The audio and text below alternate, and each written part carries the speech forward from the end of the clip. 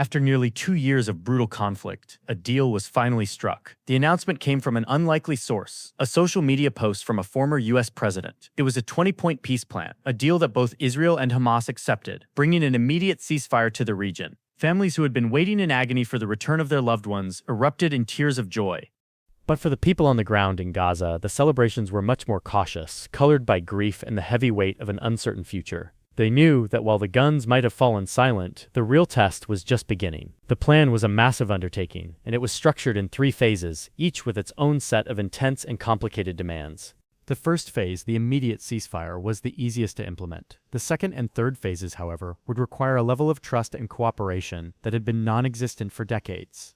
But what exactly was in this deal that made both sides who had been fighting for years finally say yes? And what would happen to Hamas as a group? To truly understand the full picture, we have to break down each part of this massive, multi-phase plan. And we'll start with the first and most crucial step, the hostage and prisoner exchange. The first phase of the peace plan was all about putting a stop to the violence and getting people home. It was the most immediate and, in many ways, the most emotionally charged part of the deal. On one side, Hamas had been holding a number of Israeli hostages. On the other, Israel was holding thousands of Palestinian prisoners. The deal called for an immediate exchange. All 20 of the remaining living Israeli hostages were to be released within 72 hours of the ceasefire taking effect. In exchange, Israel would release around 2,000 Palestinian prisoners, with 250 of them serving life sentences for serious offenses. The plan also included a provision for the remains of the other Israeli hostages. For every deceased hostage's body released by Hamas, Israel would release the remains of 15 deceased Gazans. This was a grim but necessary part of the negotiation, acknowledging the emotional need of families on both sides to properly bury their loved ones. Beyond the exchange, Phase 1 demanded an immediate and complete ceasefire. All military operations, including aerial bombardments and artillery fire, were to be suspended. The battle lines would also be frozen, meaning no further military advances or changes in territory would be allowed. This was a critical first step to create the necessary space for the next, more difficult parts of the plan to even be discussed. But the ceasefire and the prisoner swap were just the start. The plan had much bigger ambitions, including a complete overhaul of security and governance in Gaza. This would lead to some of the most contentious parts of the deal, including what would become of the massive network of tunnels that Hamas had spent years building. With the ceasefire in place and the hostages and prisoners swapped, the plan moved to its next, more complex stage, demilitarization. This phase was designed to ensure that Gaza could no longer pose a threat to its neighbors. It called for the complete destruction of Hamas's offensive weaponry and military infrastructure. This included the infamous network of tunnels that ran under the Gaza Strip. The idea was to make Gaza a de-radicalized, terror-free zone. This part of the plan also addressed the future of Hamas members. It offered them a choice: either commit to peaceful coexistence and amnesty, or be given safe passage to go into exile in other countries that would agree to take them. This was a hugely problematic point for a lot of people. For Israel, the idea of offering amnesty to people they considered enemies was tough to swallow. For Hamas, the thought of giving up their weapons and power was unthinkable. To manage this massive security transformation, the plan proposed the deployment of a temporary international stabilization force. This force would be made up of troops from the US, Arab, and European nations. Their job wouldn't be to fight, but to oversee security and train a new Palestinian police force. This new force would be responsible for long-term law and order in Gaza, a critical step toward rebuilding a stable society. But who would govern this newly demilitarized Gaza, and how would they rebuild a territory that had been turned to rubble? That's what the third and most ambitious phase of the plan was all about. The third phase of the plan was the grand finale, the part that was supposed to lay the foundation for a new, peaceful Gaza. This section was all about governance and reconstruction. With Hamas out of the picture, a temporary transitional administration was to be established. This body would be led by Palestinian technocrats, people with technical expertise rather than political affiliations, and supervised by an international group. The International Board of Peace, as it was called, would be headed by Donald Trump himself and include other world leaders like former British Prime Minister Tony Blair. The goal of this administration was to manage the daily business of governing and to oversee the massive reconstruction effort. And massive it would be. The plan acknowledged the humanitarian crisis in Gaza, which had faced starvation and regular deaths from a lack of food and supplies. It called for a huge increase in aid, with a target of 600 trucks of supplies a day, overseen by international organizations like the United Nations and the Red Crescent. This aid would be used to rebuild the shattered infrastructure, including water, electricity, and hospitals. The plan also had a clear message for the Palestinians. It promised that no one would be militarily forced to leave Gaza, and that Israel would not occupy or annex the territory. This was meant to reassure a population that had been through so much suffering.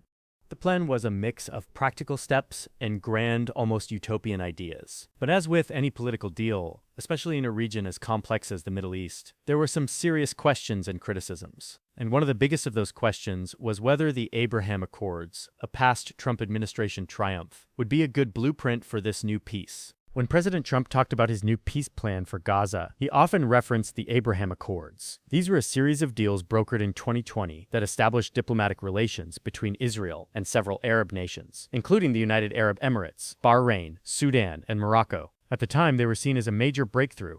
For years, the general rule in the Middle East was that no Arab country would normalize relations with Israel until a solution was found for the Israeli-Palestinian conflict. The Abraham Accords broke that rule. But were they a good blueprint for this new, incredibly different deal? Well, that's where things get complicated. The Abraham Accords were essentially a series of diplomatic and economic agreements between countries that didn't have any direct conflict. They were about formalizing existing unofficial cooperation, driven by shared concerns about Iran. The Gaza deal, on the other hand, was a ceasefire between two groups that had been locked in a bitter war for 2 years.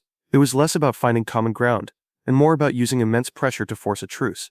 The Abraham Accords were a success because they didn't try to solve the Israeli-Palestinian issue head-on. They simply bypassed it. This new plan, however, was trying to fix that very issue, which is a much harder task. It was like trying to use a blueprint for a suburban house to build a skyscraper. Both are buildings, but the scale and the challenges are totally different. This is part of why the new plan had so many critics, and why its long-term success was far from guaranteed. The skeptics said the plan had too many holes, too many things left to chance, and a big part of that was its vagueness on some of the most critical issues. For a document that was supposed to be a comprehensive 20-point plan, it had a lot of missing details. Critics and experts were quick to point out the gaping holes in the proposal. For example, while the plan mentioned a transitional government led by Palestinian technocrats, it was totally unclear what a future role for the Palestinian Authority, which governs parts of the West Bank, would look like. This was a massive question mark, especially since Israel's Prime Minister Benjamin Netanyahu had long opposed any significant role for the Palestinian Authority in Gaza. The plan said the authority would have to undergo sweeping reforms that could take years, but it didn't specify what those reforms were or how they would be accomplished. This was a massive question mark, especially since Israel's Prime Minister Benjamin Netanyahu had long opposed any significant role for the Palestinian Authority in Gaza. The plan said the authority would have to undergo sweeping reforms that could take years, but it didn't specify what those reforms were or how they would be accomplished. Another major point of contention was the issue of Hamas disarming. The plan called for Hamas to decommission its weapons, but it was vague on how this would be enforced. A senior Hamas official made a speech confirming the ceasefire and the prisoner swap, but he downplayed the parts of the plan that would require Hamas to disarm and give up its future governing role. It was a sign that the two sides might have been reading from two very different pages. Another major point of contention was the issue of Hamas disarming. The plan called for Hamas to decommission its weapons, but it was vague on how this would be enforced.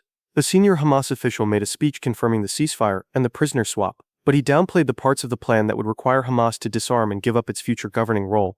It was a sign that the two sides might have been reading from two very different pages. Even the international force proposed to oversee security was a source of questions. How would they be selected? Would they have a mandate to use force if necessary? The plan didn't say. All of these unanswered questions left a lot of people feeling uneasy. While the ceasefire was a welcome relief, many wondered if the deal was just a temporary pause before the next wave of conflict. And those fears were heightened by the fact that past ceasefires had failed, and that a previous Trump proposal for the region had been, let's just say, a little out there. Just a few months before this 20-point plan was announced, Donald Trump had floated a completely different idea for the Gaza Strip. In February 2025, during a previous ceasefire, he had proposed that the United States should take administrative control of Gaza. His vision was to rebuild the territory into a Riviera of the Middle East.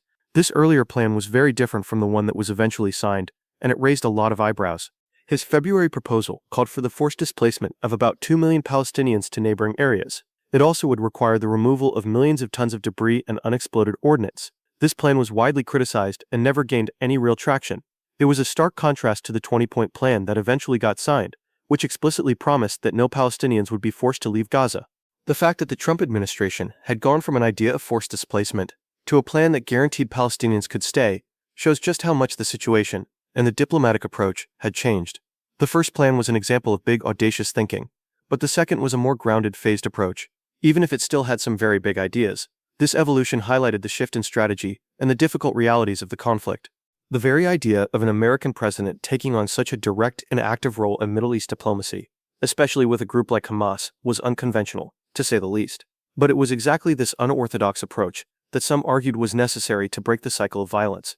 And it all came down to a willingness to use a special kind of leverage. So how did President Trump get two deeply entrenched enemies to agree to a deal that seemed impossible? The answer, according to many, was leverage. Trump used his position and his relationship with Israeli Prime Minister Benjamin Netanyahu to apply pressure that other world leaders had been unable to. Over the past 2 years, the U.S. had provided billions of dollars in weapons and constant diplomatic support to Israel, including vetoing multiple ceasefire resolutions at the United Nations. This gave Trump immense influence over Netanyahu. In the weeks leading up to the deal, Trump reportedly pressured Netanyahu to accept a new ceasefire, even as Israel was still trying to achieve its stated goal of wiping out Hamas completely. Trump's confidants, Jared Kushner and Steve Witkoff, took the lead in drafting the new plan, negotiating for hours with Netanyahu to get him on board. Netanyahu was able to get some concessions, like being able to keep troops in more than half of Gaza temporarily, but the core of the deal, the ceasefire and hostage swap, was a done deal. On the other side, Trump worked with Arab and Muslim countries like Qatar, Egypt, and Turkey to put pressure on Hamas. The leaders of these countries, who had their own relationships with Hamas, convinced the group that the hostages had become a liability and that their survival as an organization was in jeopardy without some kind of deal. The result was a rare moment where a U.S. president was willing to work with all sides, even those considered untouchable, to get a deal done. This willingness to go against the grain and use raw power to get what he wanted was what helped the deal cross the finish line. The peace plan was an intricate and fragile thing, full of potential and pitfalls. The first phase, the ceasefire and hostage swap, was a major success. But what about the rest?